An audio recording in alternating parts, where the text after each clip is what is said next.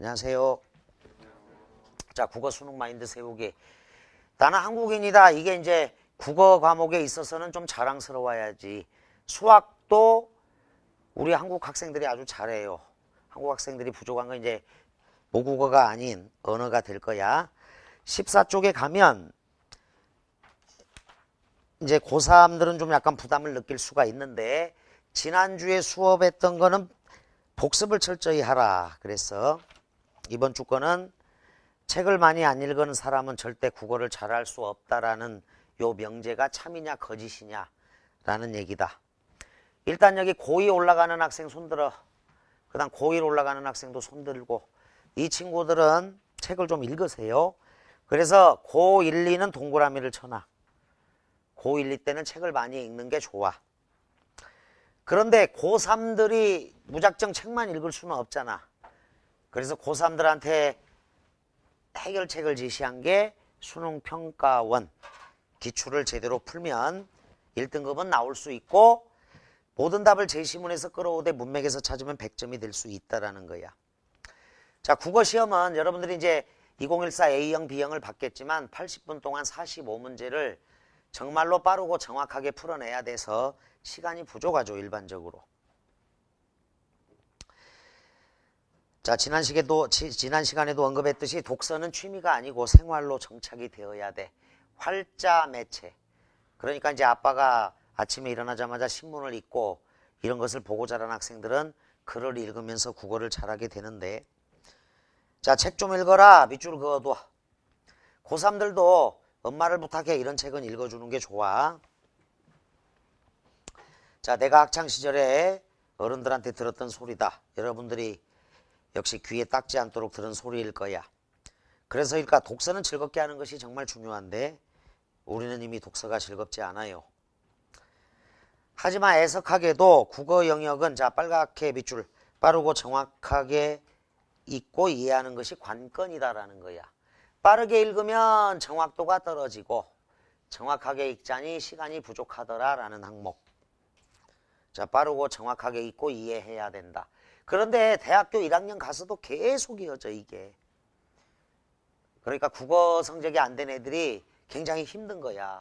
대학교는 막 21학점을 듣는다 그러면 3시간씩 7과목 책을 거의 14권 이상을 읽어내야 돼. 3달, 2달에 걸쳐서 무차별적으로 A4 용지로 리포터를 써야 되고 요약본을 써야 되고 그래. 그래서 국어 영역 자체가 대학교 가서 계속 이어진다, 이렇게 생각을 해야 됩니다. 자, 언어 영역의 성적과 독서량이 비례할까요? 자, 어느 정도 영향을 미치는 것은 사실인데 14쪽의 그 밑에 학생은 책을 아주 많이 읽었음에도 불구하고 점수가 안 나오는 사례야. 나는 책을 참 많이 읽어서 독서 잘 했는데 국어 영역 점수가 안 나오기도 해. 이런 학생도 있기 때문에 반드시 정비례한다고 말하기는 어렵습니다. 어쨌거나 책을 많이 읽었다는 것은 상대적이고 주관적인 기준이기 때문에 정확하게 기준이 없는 거죠. 자, 그래서 고3들에게 얘기한다. 요거하고 요거를 제시문에 근거해서 정답을 찾으면 국어를 잘할 수 있기 때문에 책을 많이 읽지 않아도 고득점을 받을 수 있는 방법은 있습니다. 그러기 위해서는 기준이 필요하죠. 그 기준이 뭐냐? 수능 기출문제야. 올바른 기준을 세우고 충분한 실전 훈련을 한다면 독서량과 상관없이 국어 고득점자가 될 수도 있어. 자, 그래서 여러분들 현장에서는 이제 매주 수능 기출이나 평가원으로 실전 훈련을 일주일에 한 회씩은 하자라는 거야. 자, 선생님이 만났던 여학생 이야기. 자, 이 학생은 책을 굉장히 많이 읽었던 학생이야. 자, 내가 물었습니다. 어떻게 국어 점수를 올렸느냐? 선생님, 사실 저는 책을 정말 좋아했어요. 물론 지금도 좋아합니다. 제가 고등학생이었을 때는 담임 선생님께서 저에게 재미있는 책이 있으면 알려달라고 하시면서 자주 책을 빌려갈 정도였으니까요. 하지만 이과생이다 보니, 자, 책을 많이 읽었다고 해서 국어 점수가 잘 나오는 편은 아니었습니다. 항상 언어 점수는 국어는 들쑥날쑥하고 잘 나와야 2등급, 평소에 3등급. 담임 선생님께서도 의아해 하시더라. 국어 성적이 안 나오는 이유를 모르겠구나. 전체적으로 제 점수가 모자라서 재수를 해야 하긴 했지만 그래도 국어가 가장 큰 문제였습니다. 왜냐하면 도무지 어떻게 해야 하는지 감을 못 잡았으니까요. 결국 막판까지도 국어가 발목을 잡아서 삼수까지 하게 되었는데 울기도 많이 울었고 나는 해도 안 되나 보다라는 생각을 했다고 얘기하면서 하지만 이제 수업을 듣고 문제점을 찾아냈는데 그 문제점은 15쪽에 있어.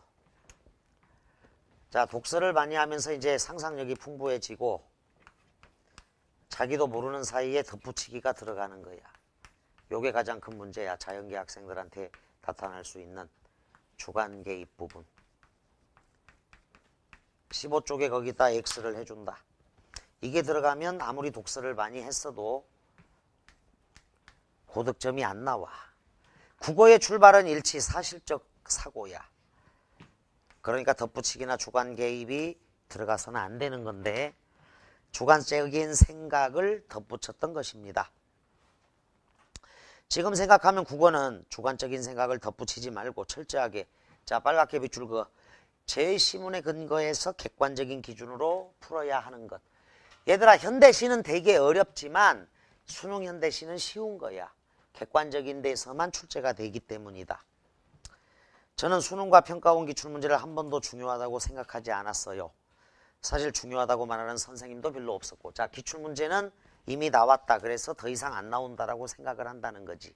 그러나 미리 밝히지만 2014 수능 A형하고 B형 시험지를 잘 검토를 해보면 새로운 문제는 단 하나도 없어. 새로운 문제는 없는 거야.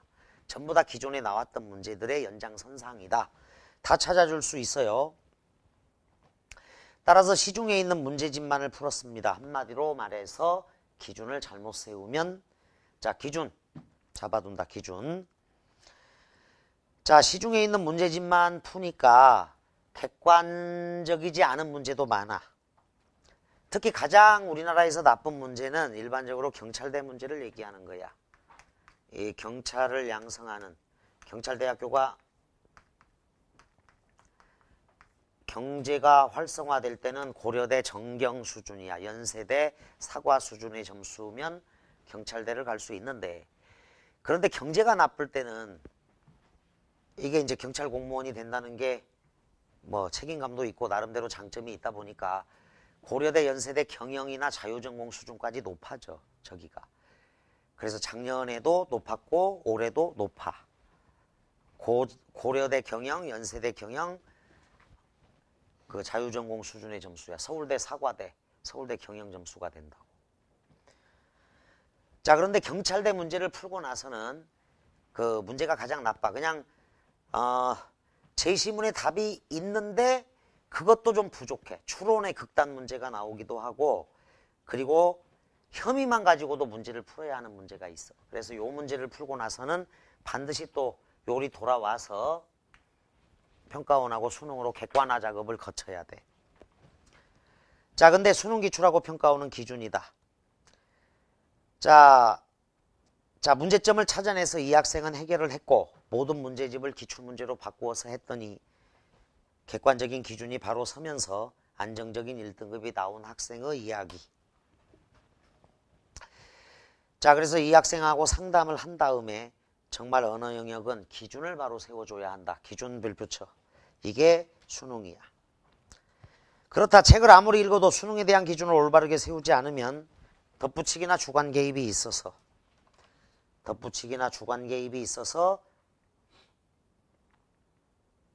1등급이 안 나오는 경우도 있다라는 거야. 저걸 또 막아줘야 돼.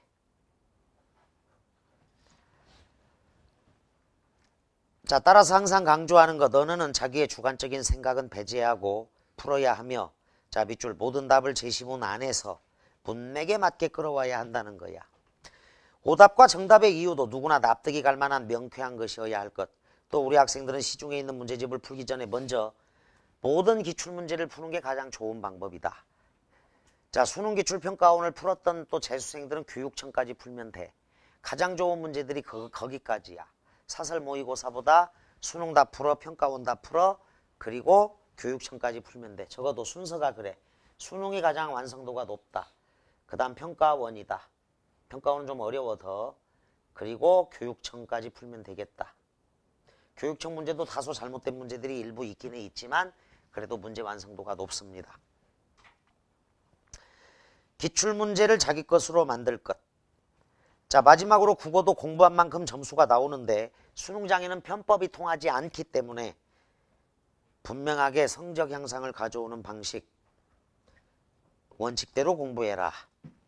자, 선 점수 향상 후 자신감 넘치게 공부할 텐데가 잘못된 말이고 먼저 선 자신감이 필요한 거야. 더러 이제 3학년 학생들 중에는 먼저 점수가 좀 잘 나와주면 그 다음에 자신감 있게 공부할 텐데 이러는데 끝까지 점수가 안 나와. 따라서 바꿔야 돼. 선 자신감이 먼저 있어야 돼. 그게 나는 한국인이다라는 인식이야. 선 자신감이 먼저고 그러면 당연하게 실력 향상 이렇게 연결이 되는 거다. 자, 선생님이 유능한 국어 선생인데 이 5가지 경우가 진짜 힘들어. 오른쪽에다가 써놔. 외국 생활을 오래오래 한 학생이 있고 적어도 6년 이상 수능 전날 잠을 못 잔 학생이 있어. 잠을 한숨도 못 자면 정말 힘들지. 세 번째, 오른쪽 밑에 날개에다가 적어. 수능날 아픈 상태라면 실력 발휘가 안 되겠죠. 이 몸 관리를 잘해야 돼. 수능날 아픈 상태라면 힘들어. 네 번째, 1분에 500자를 읽고 이해하는 학생. 700자가 아니라 700자가 넘어야 되는데 초등학교 4학년, 5학년 수준의 독서력을 갖고 있는 학생 힘들어. 1분에 500자를 읽고 이해한다. 다섯 번째, 떨림 현상이라는 거야. 이게 평소에는 안 드러나는데 수능 때만 오기도 해. 이 5가지 경우가 참 힘든 경우야. 자, 그런데 이제 선생님의 국어 선생으로서의 15년 넘게는 이거를 극복하도록 노력하는 과정이었다고. 자, 이 경우가 아주 힘든 상황이다라는 거야. 오른쪽으로 적어두고 그럼에도 불구하고 극복이 가능하다라고 써놔야 돼. 극복이 가능하다.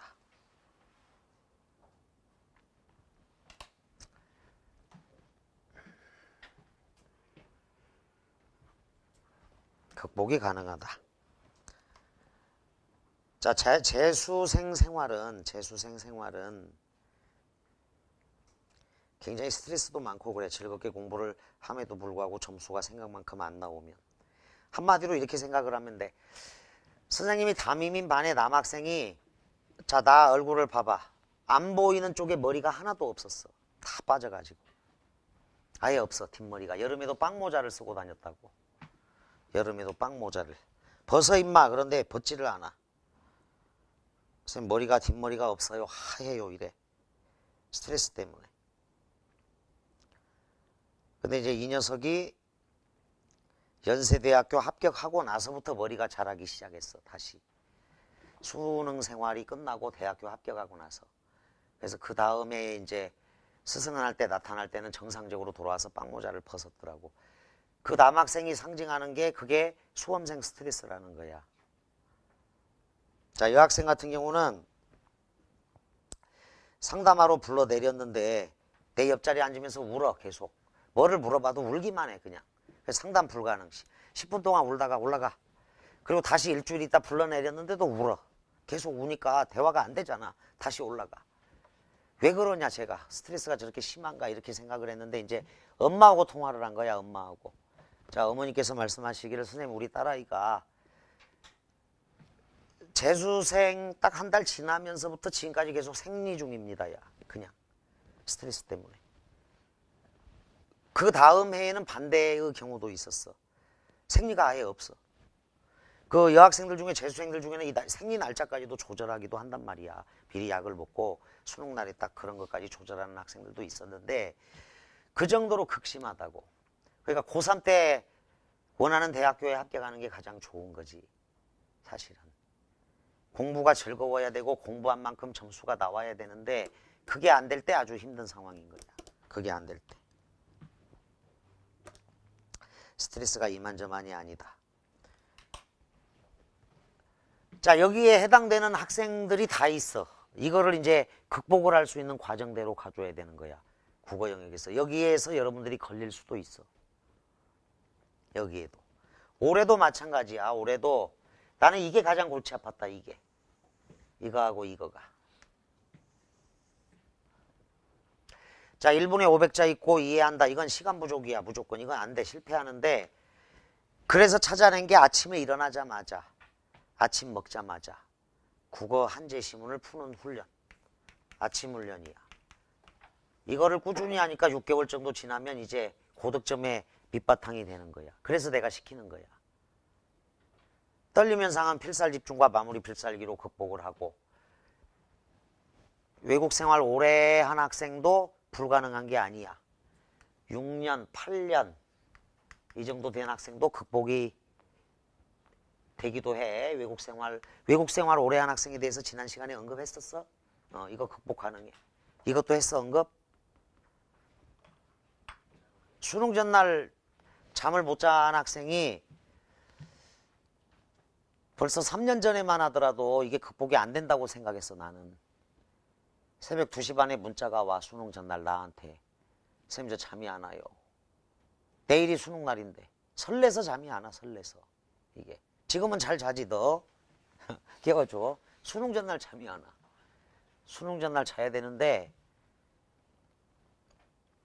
빨리 냉장고를 뒤져서 상추를 씹어 먹어라. 계란 노른자, 하얀 우유를 덮여 먹어라. 발에 파스 붙여라. 없으면 발에다가 따뜻한 물로 족욕을 해라. 발이 따뜻하면 잠이 잘 오거든, 사람들은. 포도씨를 먹어라. 근데 2시 반에 수면제를 먹으면 수능 끝나고 깨어난다. 망하는 거지, 완전히. 그리고 이런 학생도 있었다고. 노량진 대성학원 학생이야. 9월 평가원 과탐 4과목까지 다 1등급 나온 학생이 663-6964 무슨 전화번호를 만들어 왔는데, 이게 거짓말이 아니라 얘가 화학 한 문제 풀고 기절했다고. 그래서 양호실로 실려갔어. 그 다음에 마지막 과탐 4번째 과목 보고 앰뷸런스로 실려갔다고. 밤새도록 침대 시트하고 땀을 빨빨 흘리면서 싸운 거야. 잠을 자기 위해서. 침대 시트를 잡고 식은 땀을 흘리면서. 근데 잠이 오냐? 안 오지.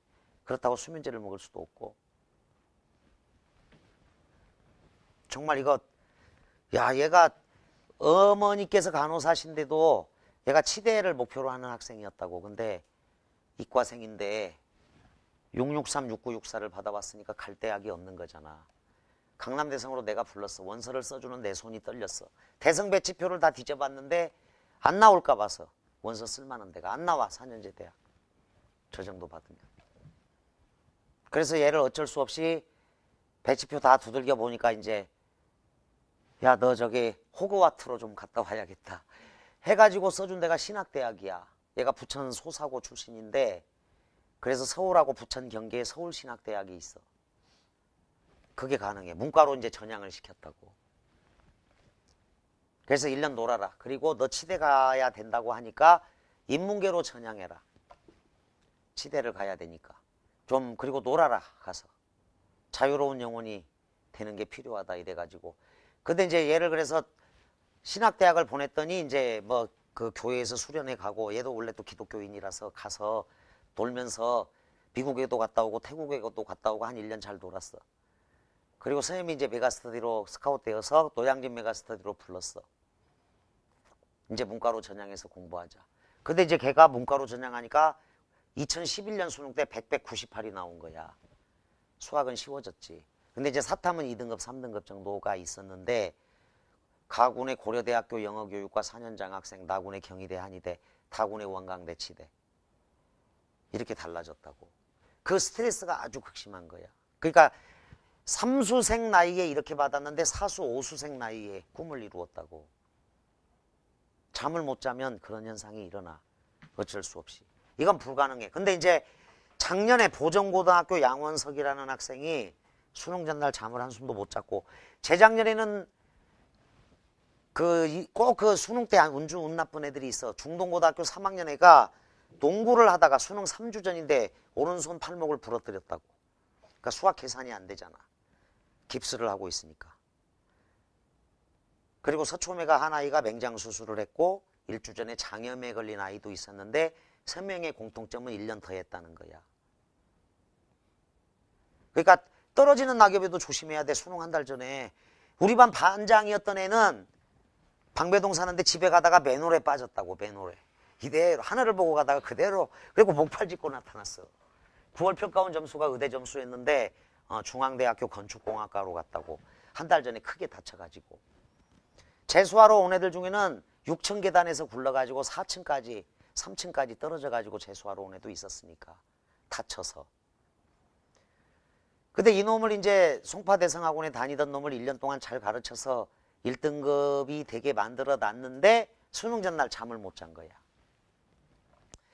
야 빨리 냉장고 뒤져서 상추 먹어 이랬더니 상추라고 우걱우걱 씹어 먹었는데 4시 반에 문자가 왔어. 잠 안 와요. 그 다음에 확인된 결과 상추가 아니라 치커리였던 거야. 그게 냉장고에서. 그래서 얘가 국어 시간에 졸고 다 해줬는데도 3등급 나왔어. 대신 이제 국어 시간에 좀 자서 졸아서 수학하고 영어 과탐까지 잘 봐가지고 고려대학교. 근데 수시가 돼갖고 정말 내가 가슴을 쓸어내렸던 애가 하나 있어. 고려대학교 전컴이라고 하는 데야. 거기가 딱 돼가지고 야 정말 다행이다. 국어 3등급 나왔는데 잠을 한숨도 못 자니까 1등급 나오던 애가 3등급이 가볍게 나오는 거라고. 평소에 잠을 못 자. 그러니까 잠을 못 자거든 문법책을 읽어야 돼. 이게 최고의 수면제야. 이 문법책은 딱 펴서 보는 순간 바로 잠이 와. 불면증에 시달리는 학생들한테 그래서 하루국어 문법책이 가장 좋은 잠 해결 서적이야. 근데 작년에 재작년이지 이 용인 쪽에 가면 이제 보정고등학교 양원석 얘가 19년 동안 꿈꾸던 데가 사관학교인데 재수까지 해서 사관학교 1차를 합격하고 신체검사 합격해놓고 수능 전날 잠을 한숨도 못 잤어. 근데 기억해둬야 될 건 이거야. 얘가 잠을 못 자고 핫식스, 레드불, 바카스를 사들고 간 거야. 수능장에. 내가 지금 레드불, 핫식스를 광고하고 있는 게 아니야. 평소에 하나도 안 먹어야 돼. 수능 1교시 핫식스를 반절 먹으면서 국어 100점이 나왔어. 잠을 못 잤는데 저녁에. 수학 시간에 또 2분의 1을 먹으면서 96점이 나왔어. 문제는 점심 먹고 영어 시간대야. 막 졸려. 막 눈꺼풀이 아주 천근만근이야. 그런데 외국어도 94 1등급이 나왔어. 사탐은 이제 2, 3등급으로 깔았어. 사탐은 못 봤어. 근데 이제 지칠 때 됐지. 국어, 영어, 수학을 다 1등급을 받아냈으니까. 그리고 사관학교에 갔어. 육사에. 가서 2월 말까지 훈련을 받고 있는데 이게 내 적성에 안 맞아. 그러니까 19년, 20년 동안 오로지 육군사관학교를 꿈꾸고 갔는데 가보니까 내 적성이 아닌 거야. 어떻게 이제. 그런데 다행히 나군의 성균관대 글로벌 경영에 합격을 해서 학교를 바꿨다고. 근데 얘가 주고 있는 게 수능 전날 잠을 못 자서 국영수를 그래도 111, 국어는 100점 나왔던 학생이 있다라는 거예요. 올해도 검정고시 학생인데 분당 사는 학생이 97.1등급이 나온 학생이 있어. 그래서 이건 학생들이 극복을 해주는데 꼭 알아둬야 될 거는 레드불 핫식스를 평소에 먹지 말라는 거야. 그리고 수능날 딱 먹으면 그나마 그날은 각성 효과가 있어서 평소에 안 먹다가 딱 먹으면서 극복이 되더라. 근데 이제 이건 편법이지 어쨌거나. 그러니까 이건 거의 불가능한 거야. 이거는. 이 경우도. 나중에 이제 얘기를 할게. 설 무렵에. 2번의 설사가 쏟아지고 나서도 485점 나와서 경희대 한의대 간 학생이 있거든. 수능날 굉장히 아픈 상태인데. 그런데 정말로 아픈 상태인데 껴안아야 돼. 그 아픔까지도. 수능날. 그게 여유야. 다 수용을 해줘야 된다고. 그건 나중에 얘기를 하겠다. 자, 어쨌거나 재수생들은 스트레스가 많기 때문에 최대한 즐겁게 공부를 해줘야 되고 수험 생활을 한마디로 말하면 뒷머리가 싹 빠진다라는 거야. 그런 학생들의 사례가 있으니까. 자, 15쪽에는 자, 국민일보에서 원고 청탁이 와가지고 써줬던 글인데 자, 여러분들이 아마 수학 선생님하고 신성범 선생하고 과탐 선생님은 알 거야. 이걸 자세하게 써줬는데 기자가 4분의 1로 줄였어. 많이. 3분의 1, 4분의 1로 확 줄였는데 그래도 여기가 너희들이 지금 실천하고 있는 30등분법의 변형. 아침에 일어나자마자 세수하고 국어 한재시문을 푼다. 아침밥 먹자마자, 점심 먹자마자, 저녁 먹자마자, 잠자기 전에 푼다. 다른 과목도 한번 읽어보도록 한다. 자, 넘기겠다. 18쪽으로 가. 아침형 수험생이 되는 걸 강조한 건 너무나 당연한 이야기야. 자, 이제 1장으로 본격적으로 들어가면서 강조할 내용. 18쪽 맨 위에다가는 아침형 수험생이라고 적어도 맨 위에다가는 아침 8시 40분에서 10시 사이에 국어 공부를 하는 게 가장 좋아.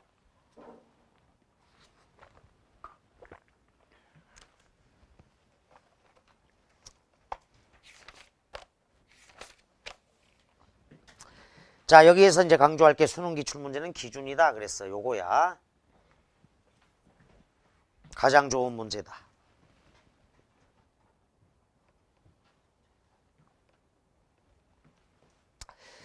자, 수능 기출 문제. 자, 강남대성 초에 개강 초에 한 남학생이 상담을 요청했는데 늘 2, 3등급, 2등급, 3등급 왔다 갔다.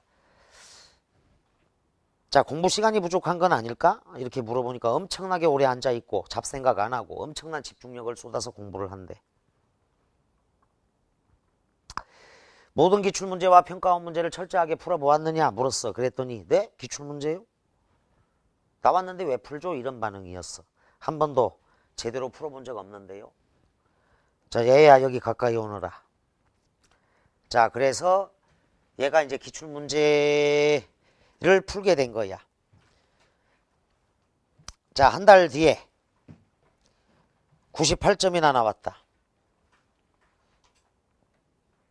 수능 때도 98점까지 나왔는데 이게 기출문제의 위력이야. 자, 19쪽에 올라가서 국어는 기준을 바로 세울 것. 모든 답을 제시문에서 끌어와야 한다. 쭉 밑줄 그어. 선택지들 사이에 상대적 비교에 의한 최선책 찾기도 있어. 요거는 이제 거기다가 이렇게 적어놔. 27쪽 문제. 좀 어렵습니다. 굉장히. 선택지들 사이에 상대적 비교에 의한 최선책 찾기에다가 27번 문제. 할인율 문제는 아주 어려운 문제야.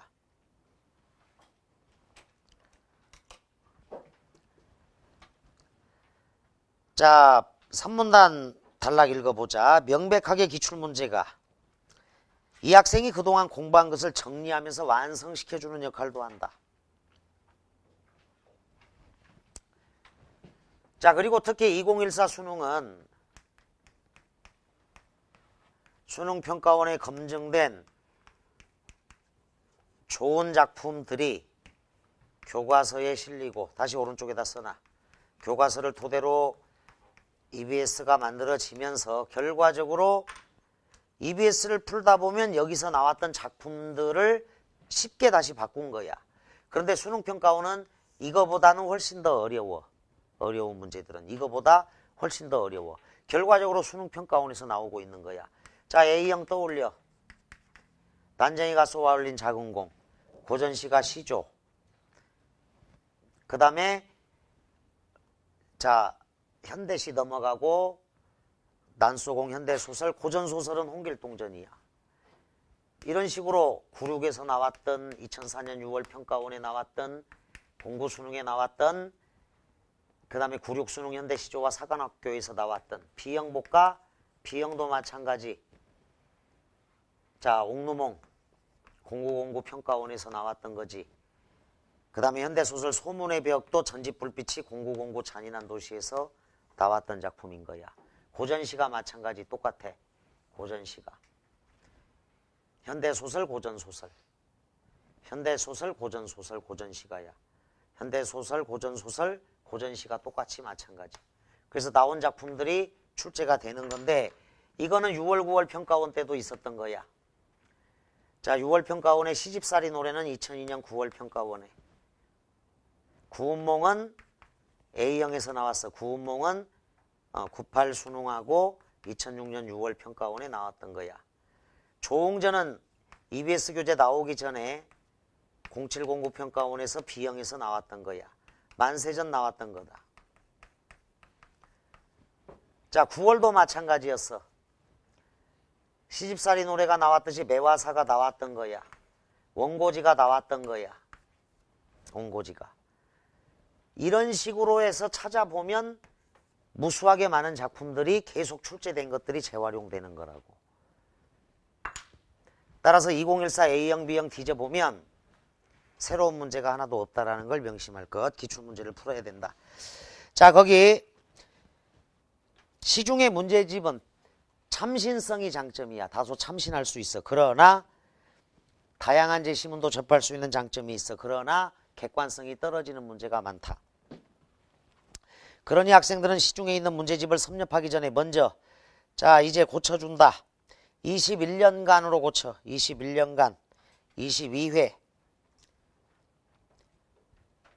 총 1295문제라고 적으면 돼. 21년간 22회 수능이 있었고 일주일에 하나씩 풀면 22주가 걸릴 거야. 1295문제. 1년은 54주다. 다음 평가원도 고쳐. 12년 26회야.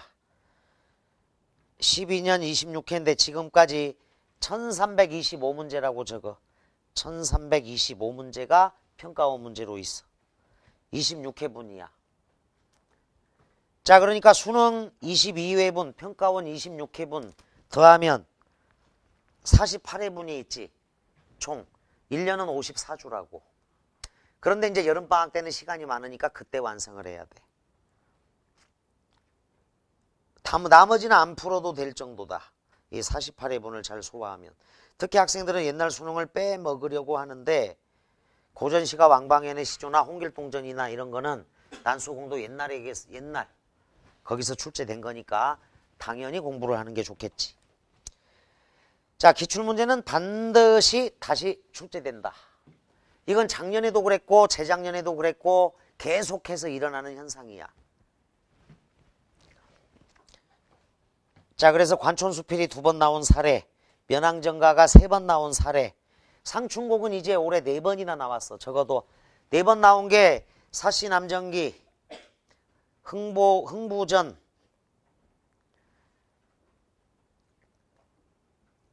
상충곡 이게 4번 나왔어. 자, 그 다음에 난수공이 3번 나왔지. 그 전에 광장이 3번 나온 거야. 9월 평가원 때 참 광장이 있었다고. 비형시험지에. 최인훈의 광장 3번, 난수공 3번 이런 식이다. 그리고 문제 유형도 50문제 이상 나온 게 있고 27번 이상 나온 문제도 있고 그래. 그래서 누차 강조하지만 기출문제는 기준이니까 저 밑에 마지막 형광사인 펜칠에 성경책이나 반야심경을 읽으면 영원히 맑아지고 수능 기출문제를 제대로 분석하면 100점 만점이 나오더라라는 선배들의 증언이야. 선배들의 증언이 있다. 자, 넘겨보자.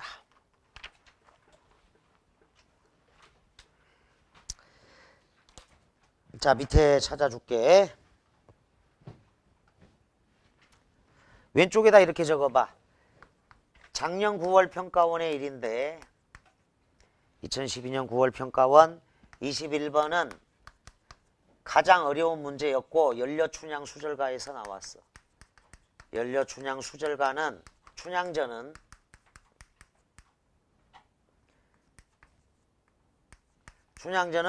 이게 95 수능에서 나온 거야. 95 수능에서 무려 17년 지나서 출제가 됐던 거야. 춘향가가 95 수능에 나왔으니까. 그런데 이게 9월 평가원에 딱 나온 건데 작년 수능 천변풍경에서 문학에서 가장 어려운 문제가 선택지가 그대로 활용이 됐다고. 고전소설에서 현대소설로. 자, 그래서 반드시 기억을 해둔다. 6월 평가원과 9월 평가원. 이것은 무조건 11월 본 수능도 연결이 된다. 자, 지금까지 평가원이 12년 동안 있었는데 12년 동안 한결같이 평가원이 약속한 거야.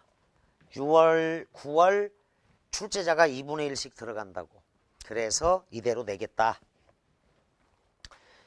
자, 밑줄 그거 평가원과 수능은 때려야 뗄 수 없는 불가분의 관계이다.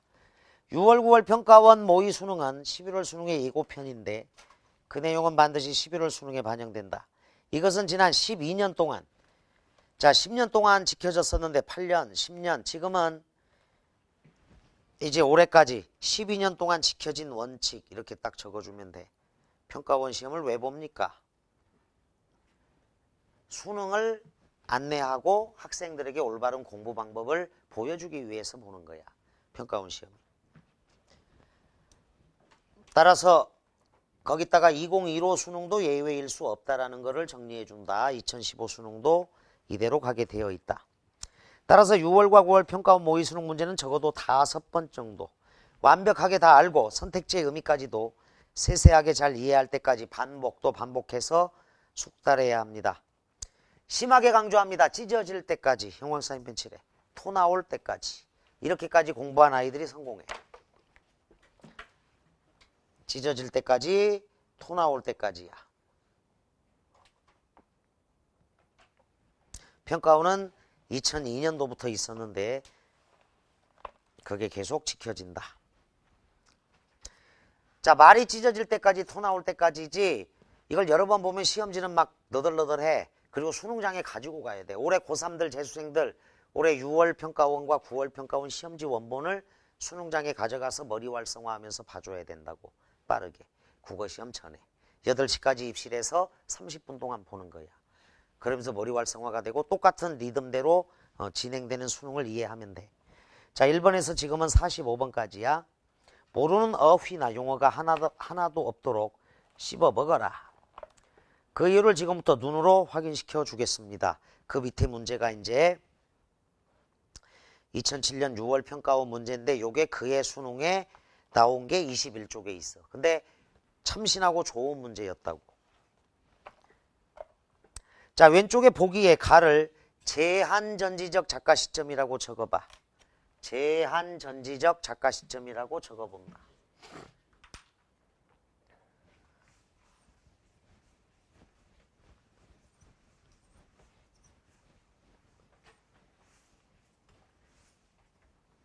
제한전지적 작가 시점이라고 적어본다.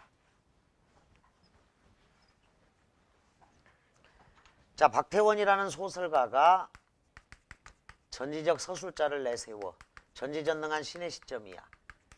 이 전지적 서술자는 모든 등장인물의 4명까지도 들어갈 줄 알았는데 놀랍게도 한 사람, 구보라는 한 사람만 4명까지 들어가고 나머지는 구보가 관찰하거나 판단해. 사내와 최군을 구보라는 사람의 시각에서 구보가 사내를 관찰하고 구보가 최군을 판단한다. 그런데 나를 보면, 자, 오른쪽 나를 봐. 전지적 서술자가 사내, 구보, 최군의 내면에 다 들어가지. 요 표 잘 기억해둬. 사내, 구보, 최군에 다 들어가니까 우리가 알고 있는 전지적 작가 시점이 나야. 자, 나에다가 전지적 작가 시점. 요거는 전지적 서술자가 구보의 내면만 보고 있기 때문에 특정 인물, 구보의 시각으로 보는 거야. 사내와 최군을. 특정 인물, 구보의 시각으로 바라보는 것이다. 특정 인물, 구보의 시각으로 사내하고 최군을 바라보는 거야. 자, 추측하고 관찰하고 판단하는 거라고. 그런데 가에서 나로 바꾸려면 완전한 전지적 작가 시점. 즉, 이 전지적 서술자가 구보도 바라볼 줄 알아야 되고 이 사람이 사내의 내면까지 들어가는 거야. 최군의 내면까지도 들어가. 그게 몇 번 선택지일까? 자, 요게 0706 평가원 25번 문제였습니다. 1번가 이 사내는 내가가 들어가면 안 되죠. 이 경우는 1인칭으로 바뀐 거니까. 내가 X에. 2번도 마찬가지. 이 사내는 내가를 X에. 여기서 내가는 구보 이꼴 나야. 그래서 1인칭 시점으로 바뀐 거고 시점을 1인칭으로 바꿔서는 안 되고 3번가 그 사례는 구보가 공손하게 말하는 것을 지켜보면서 득이에 찬 듯한 표정을 지었다. 자, 이건 추측이죠. 가야 가. 그대로 가다. 5번 가봐. 그 사내는 딱하게도 구보가 공손한 척 말하는 것을 알지 못한 채 득이감을 밑줄 그어 맛보고 있었는지도 모른다. 역시 추측이야. 3번, 5번 묶어. 3번, 5번은 계속해서 특정 인물 구보의 시각으로 바라보고 있는 거야. 그런데 완전한 의미의 전지적 작가 시점은 그래서 4번에 있어요. 4번을 보자. 그 사내는 딱하게도 구보가 공손한 척 말하는 것을 알지 못한 채 득이감을 맛보고 있었다. 자, 그 사내의 내면 이렇게 적어봐. 추측이 아니지. 그 사내는 딱 한 사람이야. 전지전능한 서술자가 득이감을 맛보고 있었다는 내면까지 다 읽어보고 있는 거다. 자, 그런데 요 문제 변형된 게, 자, 오른쪽에 그해 수능에 2008년 수능 47번에 그대로 출제가 됐고, 또 요거를 갖다가 2012년 작년 9월 평가원 48번에서는 가가 전지적 작가 시점이고 나가 1인칭 주인공 시점으로 바꾸는 게 또 출제가 됐어. 이 표를 활용해서. 김동리의 영마에. 자, 왼쪽에다 적어둬도 좋겠다. 1206 평가원 황석영의 가객은 시점의 이동이 있는 작품이고 2012년 9월 평가원 48번은 요거를 또 응용해서 김동리의 영마에서 출제를 했고 21쪽 47번은 현대소설에서 가장 어려웠던 작품이다. 자, 이상문학상을 수상했던 최일남의 흐르는 북이 출제가 되었는데 최일남의 흐르는 북 역시 전지적 서술자가 나와. 전지적 서술자가 나오는데 이 서술자는 민노인이라는 주인공을 내세워가지고 민노인이 손자 성규를 관찰해. 민노인이 손자의 친구들을 추리해. 추측. 민노인이 구경꾼들을 관찰해. 민노인의 시각으로 며느리 송여사를 추리한다고. 물론 수능에서는 있잖아. 이렇게 그림으로 안 나왔어. 이 그림은 지금 선생님이 그려준 거고 그 위에 47의 2번 선택지를 봐봐. 특정 인물의 시각에서 서술하고 있다. 요게 제한전지적 작가 시점이야. 특정 인물의 시각에서 서술하여 끊어봐. 특정 인물은 민노인이다. 저거. 민노인의 시각에서 서술하여 그의 내면에 공감하도록 유도하고 있다. 요게 그의 수능 47번, 즉 6월 평가원에 나온 문제가 수능에 그대로 나온 그런 사례야. 한 번 더 나온 게 2010년 6월 평가원. 2010년 6월 평가원에 임철우의 눈이 오면에서 28번으로 한 번 더 출제가 됐어요. 어떻게 출제가 됐냐면 임철우라는 작가가 사평력을 쓴 작가야. 전지적 서술자를 내세웠는데 그가 찬우야. 찬우가 자기의 아내와 어머니를 관찰하고 추측한다고. 따라서 요 선택지는 어떻게 출제가 됐냐면 요대로 특정 인물의 시각에서 서술하며 사건을 전개하고 있다. 이렇게 출제가 된 적이 있다. 오른쪽 여백에다 하나 더 적어. 자, 밑에 그림을 그려줘서 최일남이라는 전지적 서술자가 민노인의 내면에 들어갔는데 민노인이 아이들, 자, 손자, 성교 친구들이야. 구경꾼들. 며느리 송여사의 내면을 봐서 이런 것을 100% 똑같은 문제라고 하는 거야. 그런데 너희들 중에 국어 실력이 좀 떨어지면 20쪽의 문제는 그림으로 나왔죠. 도표로. 오른쪽에 21쪽에 47번은 글로 써놨지. 특정 인물의 시각에서 서술하여 그의 내면에 공감하도록 유도하고 있다. 이게 100% 똑같은 문제인데 다르잖아요. 이렇게 가면 국어 실력이 부족한 거라고. 지금 여러분들 똑같은 거 느껴? 즉 47번에 2번이 답이잖아. 그림으로 그리면 요거하고 똑같은 그림이 되는 거야. 그래서 명심하라. 6월 평가원이든 9월 평가원이든 바로 11월 본수능에 이렇게 내겠다라는 걸 약속한 거야. 평가원에서. 근데 2014 수능도 마찬가지였다. 자, 마지막 줄 학생들아 이렇게 낼게. 이거 공부해둬. 이 말이라고. 넘겨. 조금 더 쉽게 소재적인 측면에서 찾아보겠다. 2007년 6월 평가원 32번에 한영덕이 나오는 황석영의 한시연대기가 희곡으로 출제가 됐어. 자, 그래서 제시문을 뒤지면 이 한영덕과 강노인의 의상은 깔끔한 모시적삼으로 준비해 주세요. 그런데 제시문을 찾아보면 허름한 옷을 입고 있는 강노인이라고 있어. 그래서 깔끔한 모시적삼이 틀렸는데 요게 그의 수능 2008 수능 28번으로 가보면 근데 요 28번은 되게 많이 틀렸어. 별표 쳐놔. 평가원이 반영된 소재적 측면의 사례인데 사시남정기에서 사씨가 몸은 초췌하여 의복도 이기지 못할 듯 했다라는 구절이 제시문에 나와. 몸은 초췌하여 의복도 이기지 못할 듯 했다야. 그런데 3번 선택지를 보면 낡고 해진 옷을 입고 있는 사씨의 모습을 그리고 있다. 낡고 해진 옷이 틀렸다고. 옷에 대한 얘기가 아니야. 몸이 약해서 옷을 이기지 못할 정도로 몸이 약하다라는 뜻의 의미였다고. 그런데 2008 수능 28번은 되게 많이 틀린 문제야. 근데 6월 평가원을 제대로 공부한 애들은 안 틀려. 그래서 6월 평가원, 9월 평가원은 반드시 수능에 들어간다. 자, 그래서 맨 마지막 줄. 6 플러스 9는 11이야, 11. 6 플러스 9가 15가 아니고 6월 플러스 9월은 이꼴 11월 본수능이라고. 학생들아, 이렇게 될 테니까 왜 정답인지 오답인지 제대로 공부해 둬라 라는 것을 언급하는 거니까 여러분들이 지금 현장 학생들이 매주 실전 문제 2014 A형 B형 받았잖아. 그게 3월 교육청 첫날 4월 교육청 첫날 그리고 6월 평가원 첫날 마무리 필살기로 공부해야 될 거니까 이번에 실전 훈련을 제대로 해놓으라고. 너희들이 올해 3월 교육청은 어떻게 나오냐? 수능대로 나와. 4월 교육청도 수능대로 나오는 거야. 6월 평가원마저도 수능이 가장 많이 반영돼. 단 9월 평가원 전날은 6월 평가원을 보고 전전날 이번 2014 수능을 보는 거야.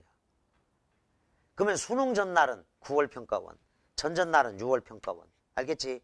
그리고 전전전날 3일 전은 2014 수능 A, B를 보는 거라고. 그러면 4일 전은 작년 9월 평가원, 5일 전은 작년 6월 평가원. 그게 D-5, 4, 3, 2, 1이야. 재수하러 온 애들 태반이 야, 너 수능 5일 전에 뭐 했어? EBS 외웠어요. 4일 전에 뭐 했는데 EBS 암기했어요. 뭐 했어 5일 전에? 뭐 정리했어? EBS 정리했지. 4일 전도, 3일 전도, 이틀 전도, 하루 전도. 그리고 수능 가서 몇 등급 나왔어? 4등급. 이런 아이들이 태반이라고. 짜고 치는 게 아니야 지금. 노량진에 재수하러 온 학생들의 태반이 그래. 계속 EBS. 근데 가보니까 완전 다른 글이야. 그게 아니고 5일 전에 자 1년 전 6월, 4일 전에 1년 전 9월, 3일 전에 작년 수능, 이틀 전에 올해 6월. 올해 그러니까 6월에 본 건 잘 가지고 있어야 돼. 마무리 필살기를 만들어야 돼. 하루 전에 9월 평가원이. 그래서 D-5, 4, 3, 2, 1이 가장 확실하게 100점 1등급을 만들어주는 요소라고. 근데 이게 12년 동안 지켜진 약속인데 국어 공부를 잘 못하는 학생들은 나왔으니까 안 나온다고 착각을 하는 거라고. 그런데 지난주에 우리 2014 A형 풀었잖아. 그리고 B형 풀었잖아. 이번 주에 B형 풀 거잖아. 근데 그것들도 다 역대 수능 기출에서 평가원에서 나왔던 문제라는 걸 어려운 문제만 내가 찾아준 거라고. 어려운 문제만. 자, 이제 본격적으로 문제가 나오는 게 24쪽. 요거는 비교적 쉽게 좀 가볍게 풀어야 돼. 그러나 27쪽 문제가 엄청나게 어려워. 27쪽의 1번은 원칙대로 푸는 방법대로 가줘야 돼. 여기 이제 문제를 가볍게 풀면서 아, 수능이 이것이다 라고 해주고 28쪽 가봐. 여기는 이제 여름방학 학습법이야. 역시 매일경제에 실렸던 글인데 30쪽을 펴라. 자, 내가 첫날 개강날 너희들한테 목표를 정확히 써내라. 그 목표를 이룬 학생들이 많이 있더라라는 거야. 서울대 화생공을 써냈어. 근데 수능 때 딱 들어간다고. 서울대 의대를 써서 낸 학생을 보고 이렇게 한 번 더 봐. 제가 과연 꿈을 이룰까? 근데 올해 나타났단 말이야. 서울대 의대를 갈 수 있는 학생이 나타나고 그래. 두 번째 체력관리가 필수다. 이건 겨울방학도 마찬가지. 체력관리 필수다. 다음 3번은 아침형 수험생 이야기야. 그러니까 아침에 일어나자마자 꼭 여러분들이 아침형 수험생이 되어서 국어를 풀어야 돼. 다음 네 번째 기출로 끝내자 이랬는데 기출로 실전 훈련을 할 수 있고 기출로 개념 정리도 할 수 있어. 자, 그래서 다음 주부터 이제 본격적으로 독서 비문학 접근법, 다음 저 뒤에 시문학 접근법 56쪽. 그리고 진짜 상위권들은 있잖아. 현대시나 고전시가가 어렵다고 얘기하지 않아. 진짜 상위권은 진짜로 소설이 어려운 거야. 92쪽이다. 자, 처음에 공부 시작한 애들은 현대시나 고전시가가 어렵다고 해. 그런데 상위권 학생들은 원래 소설이 가장 어려운 거야. 왜 그러냐면 EBS에 나온다 하더라도 작품만 똑같아. 제시문이 완전 달라. 수능장 가서 처음 보는 제시문이야. 옥루몽 장편소설이야. 사시남전기 장편소설이라고. 구운몽 장편소설이야. 난소공도 연작장편 소설이라고. 그래서 EBS하고 제시문이 달라. 천변풍경도 완전 달라. 수능장 가서 그냥 처음 보는 거야. 자, 그리고 여러분들이 소설문학 접근법, 이게 이제 진짜 어려운 공부가 될 것인데 잠깐 저 뒤로 넘기겠다. 122쪽. 여기는 이제 혼자 수능 필수용어 어휘 별표 치고 혼자 하라고 그랬는데 122쪽 펴. 자, 올해 나온 걸 기준으로 설명할게. 여기는 이제 매주 여러분들이 공부를 할 수 있는 수능 필수용어 어휘 중에서 가장 중요한 걸 뽑아낸 거야. 근데 자, 벌써 개연성 별표 쳐. 122쪽 오른쪽에 있어. 개연성. 개연성 별표 쳐. 자, 이렇게 적어. 1306A형이야. 올해 6월에 자연계 학생들한테 두 번째로 어려운 문제가 법과 사회 제시문이야. 두 번째로 어려웠는데 놀랍게도 이 개연성을 몰라서 틀렸어. 자, 1306A형 학생들 거야. 별표 2라고 딱 적어. 다음 125쪽에 묘사가 있어. 위에 별표 쳐. 묘사. 1306A형 구운몽에서 나왔어. 41번 구운몽의 답이야. 이게 묘사가. 1306A형이야. 넘겨. 자, 9월 평가원 때 초토화된 게 131쪽에 현학이야. 현학. 학식의 두드러짐을 자랑하며 뽐내는 태도. 현학적 별표 쳐. 거기다 적어. 1309A형. 껍빛단리. 전광용의 껍빛단리라는 현대소설에서 나왔어. 그런데 진짜 어려운 것들이야. 이거 현학적을 몰라서 초토화됐다고. A형 학생들이. 개연성을 모르고. 특히 A형 학생들이 이런 개념이 약해. 국어 공부할 시간이 상대적으로 적다 보니까. 개연성을 몰라서 틀려. 안타깝잖아. 현학적인 걸 몰라서 틀려. 어처구니가 없는 거라고 이게. 맷돌의 손잡이야. 어처구니가. 맷돌을 돌려야 되는데 손잡이가 없어. 그래서 맷돌을 돌릴 수가 없어. 그걸 어처구니가 없다고 해. 이런 기본 개념. 그러니까 이 책에서 계속 나오고 있어. 문제가. 이게 수능 마인드 세우기고 고1부터 공부하는 거지만 명심해야 될 건 요거를 하루에 한 페이지씩 공부를 해도 10일 정도가 걸릴 것이다. 저 뒤에 마지막 혼돈과 혼동을 혼동하지 말 것. 그 다음에 132쪽부터는 이제 3단계라서 다시 한번 공부 방법을 정리하는 그런 시간이고, 아침 먹자마자는 160쪽부터 문제를 푸는 게 좋아. 아침 먹자마자는 160쪽부터 한 제시문씩 문제를 푸는 것도 좋아. 예비 수능이니까. 요 예비 수능도 반영이 됐다는 거야.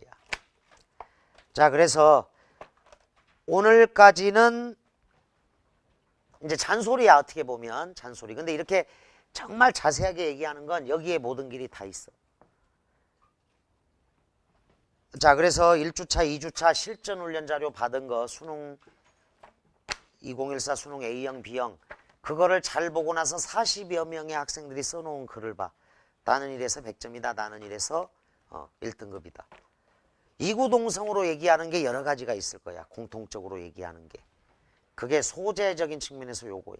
그래서 아침마다 풀라고 하는 거고, 일주일에 한번 실전 훈련을 제대로 하면, 자, 이제 다음부터는 문제를 쭉 풀어오는데 현대시 거기 문제를 쭉쭉 넘겨가면서 기본 문제를 풀어오는 것이 숙제가 되고 수능 필수 용어의는 한 페이지씩 공부를 한다. 자, 그리고 복습을 해라. 1주차, 2주차 수업한 거. 1등급은 기본. 여러분도 100점 만점이 됩니다. 오랜 시간 고생 많았습니다. 감사합니다.